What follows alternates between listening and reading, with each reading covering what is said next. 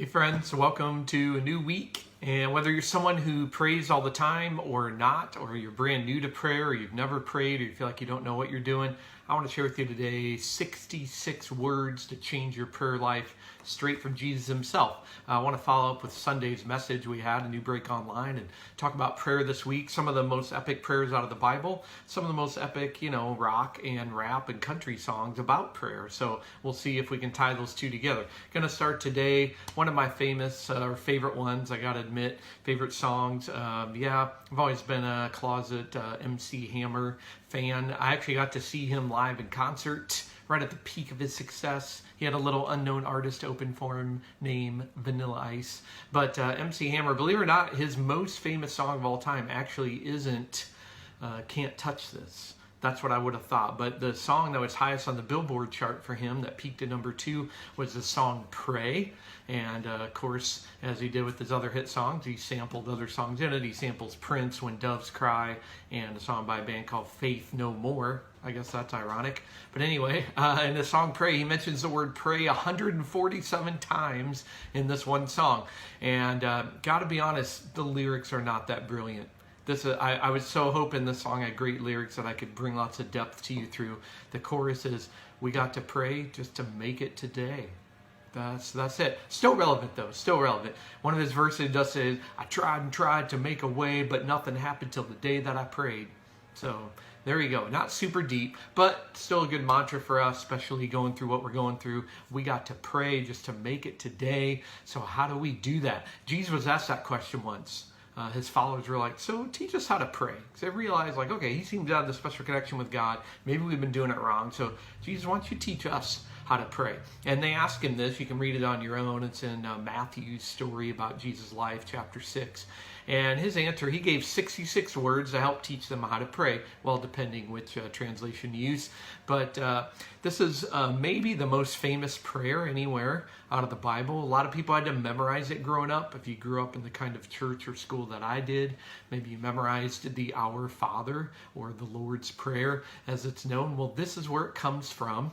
And, I wonder if sometimes we've missed the point. Now, when they said, teach us how to pray, and Jesus said this, people wrote down those words. Okay, so Jesus means I have to pray exactly these words every time. And I don't think that's quite what Jesus was getting at, just from everything else we know about him.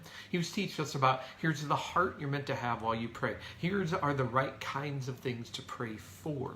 So don't get tripped up just on the kind of the word for word, but let's really get the heart and spirit behind it. This is a great one though, all right? 5 really good elements in this prayer from Jesus. We'll fly through them fast, but if you can learn to make these part of your prayer life, it can really change. Even your relationship with God. So he starts like this, Our Father in heaven, hallowed be your name. There's a little kid who thought it went, Our Father in heaven, how'd you know my name? I like that one. I think that's good. And of course, that whole part is really about the idea of worship. And honestly, it's a great way to start all of our prayers, is to say, God, I remember who you are. I remember who you are. Because usually by the time we get to praying, we're feeling overwhelmed or desperate or disconnected. And so to begin by saying, you know what? I remember, first of all, that you're my Father. I'm not talking to my boss or some distant sort of God or being or someone who's like my slave driver. You're my dad. You're my heavenly parent. And so it's about remembering who he is, and that, holy is his name. And that he's so far above everything that we have to go through, yet so connected to us in it. So great way to start. Then he goes into this part, kind of my favorite part, my 2 favorite parts. First he says, your kingdom come, your will be done on earth as it is in heaven. Man, that's a tough one to pray. It's so much easier to pray, my kingdom come, my will be done, not thy kingdom come and thy will be done. And listen, we'll talk a different night this week about like sort of my will versus God's will and how do we kind of pray for that. But for this one, I don't want you to miss that this is actually about praying really what our mission is here on earth, is to bring God's kingdom, his kingdom come here so people get a taste here just like it is in heaven. The idea that, listen, contrary to maybe what you've heard in some churches or faith circles, it's not just, well, the world is going to hell, so I'm just going to give up on it anyway. It's about, no, God saying, listen, I'm trying to redeem the world, bring my kingdom there. I love the idea of movie trailers. I know we're not seeing very many lately, and I'm actually someone who loves watching movies in the theater, so I really miss that. But if you think about a great movie trailer, right, it's one you watch, especially even if you're at the movies with someone, you've probably done this, you watch it and you go, we got to see that, right? I want to see that. It left me wanting more. Maybe you laughed in it or you're blown away because the loud music stops and then there's the explosion, right? And it's like a great taste of the movie, but it's not the whole thing. I would never say, oh, I've seen that movie now, right? It's like a good trailer leaves me wanting more, and that's what it's like. That's what that's what we're called to be, is his kingdom come, his will be done here as it is in heaven. I'm giving people a taste of what life in heaven is like. If you're not into movies, think about it as it's like we're like the appetizer, right? You don't just eat the appetizer. Well, I know, and I love appetizer food, but I'm never just full and done. I'm like, all right, now where's the main course? And so we get to be the appetizer, right? And so as people watch how you and I live, they're meant to say, I like that taste of generosity, of compassion, of forgiveness, of justice, of love, of mercy, of joy, of hope. I like the taste of that. I want more of that. I want to see the whole movie. I want to eat the whole meal. And so we're meant to pray to do that. An interesting part about this part of the prayer is that it's not so much asking God, you bring your kingdom here, asking God to do something. It's actually asking ourselves to do something. Saying, God, help me to do this. Because, there's times where I pray, God, I just wish you'd show up in this situation and help this person. And I wonder if he's up there thinking, funny, I was just about to ask you the same thing. Why don't you bring my kingdom come, help my will be done in this situation like it is in heaven? So it's actually a great challenge and a reminder to us, especially in this quarantine time. I've had to pray that a lot. Gosh, what does it look like for me to help bring a taste of your kingdom to people, to help your will be done? And I'll admit it's been harder to figure it out, but that's what Jesus calls us to seek in this prayer. And listen, the world needs you. I love this quote by Erwin McManus, great pastor out here in California, great author. He said, the planet is made better or worse by the people we choose to become. If you live a diminished life, it's not only you that loses, it's the world that loses, it's humanity that loses. Though you may not recognize it, there's greatness within you. The world needs you at your best. So let's bring his kingdom here as it is in heaven. All right, that's that part. Next part, let me spend a minute on this one too. Give us today our daily bread. Or as one little kid heard it as, give us this steak and daily bread. I actually don't mind praying for that sometimes. God, can I have some steak and daily bread?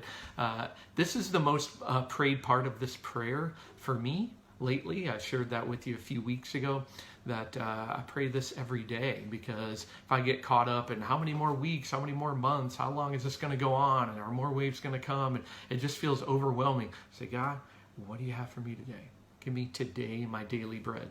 That phrase, by the way, meant something powerful to Jesus' listeners, and it can to us if you know the Old Testament story with the Israelites. It's this beautiful picture. They're stuck out in the desert, starving, nothing to eat. God says, I'm going to start giving you bread, but here's the catch. I promise you it's going to come every day, and you always have enough. But you're never allowed to store more for future days. But I won't leave you short either. And so it's all about just give me just enough bread to get through today.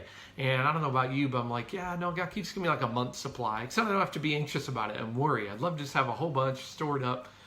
God says, no, our relationship together, I want you to be dependent on me daily. I want to have a daily relationship. And, you think about, why does God want that? Well, think about it in our relationships. I mean, if my kid's 5 years old, I'm like, here you go. I'm just going to go ahead and give you your inheritance now. You're part of the will. Here's a list of all the life skills you ever need. And I think you have everything you need. So we never need to talk again. So we're done here. Yeah, I don't want it to be like that. I'm about to launch a kid out of my house, and he actually won't need daily dependence on me. But I want there to be that ongoing relationship, right? And same like in marriage. Like, I already told you everything you needed to know in our wedding ceremony. We want to stay connected daily. So that's what God wants in this. Don't miss this part of the phrase either. By the way, I've prayed this prayer, probably thousands of times in my life, and I miss this part. It's not give me today my daily bread. It's give us today our daily bread, that communal view. There's a great book called Be the Answers to Your Prayers. And I wonder if God says, yeah, part of how I'm going to make sure everybody has their daily bread is it's going to be an us thing. I'm going to give you enough to help distribute and share it. That's about us being generous and blessing others in need, again, especially in this time. So don't miss that part. Give us our daily bread.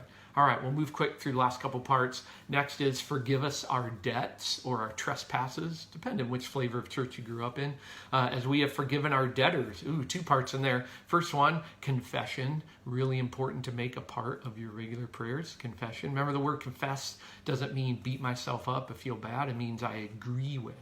Means I agree. If you confess to the crime, you agree that you did it. I agree with God that I messed up and that I sinned. And so it's about confessing and just asking and remembering I get his forgiveness. Second part implies, remember, as we've forgiven our debtors, it implies that we've actually forgiven other people.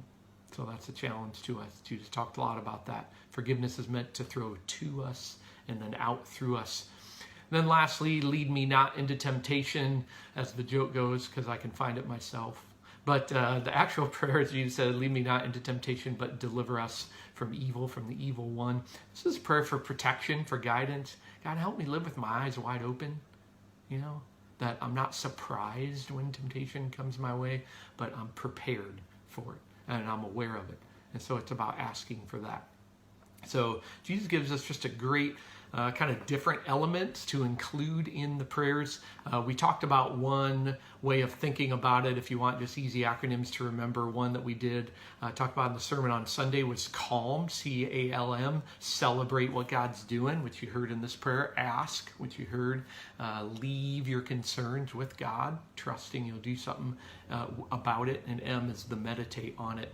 I'll share other acronyms with you this week, but it's all about just including those different elements. So remember, the reason we learn all these elements, like Jesus laid out, is so my prayer life doesn't just become one-dimensional. My prayers don't just become gimme, gimme, gimme. My name is Jimmy. Just gimme, God. It's about having all these aspects of it, and that'll help deepen not just your prayer life, but your relationship with God. But I also want you to remember, at the end of the day, it's never about having the right words. It's always about just a heartfelt conversation with God. That's the best way you can pray. But I hope these 66 words help you. And remember, we do got to pray just to make it today.